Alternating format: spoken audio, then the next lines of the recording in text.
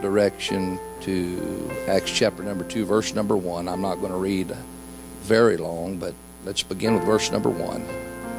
It simply says, "And when the day of Pentecost was fully come, they were all with one accord in one place, and suddenly there came a sound from heaven as of a rushing mighty wind, and it filled all the house where they were sitting.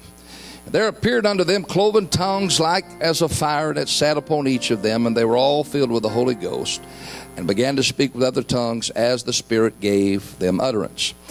And there were dwelling at Jerusalem Jews, devout men out of every nation under heaven.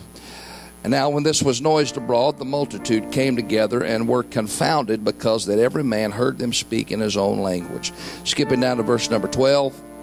"They were all amazed and were in doubt, saying one to another, What meaneth this?" They're still asking that question today. What meaneth this? And if the question is the same as it was 2,000 years ago, I believe the answer is still the same. There were others in verse number 13 mocking. They said, "These men are full of new wine." Say, new wine. "But Peter, standing up with the 11, lifted up his voice and said unto them, Ye men of Judea, and all that dwell at Jerusalem, be this known unto you, and hearken to my words, for these are not drunken, as ye suppose, seeing it is but the 3rd hour of the day. But this is that which was spoken of by the prophet Joel. It shall come to pass in the last days, saith God, I will pour out of my Spirit upon all flesh. Your sons and daughters shall prophesy, your young men shall see visions, your old men shall dream dreams.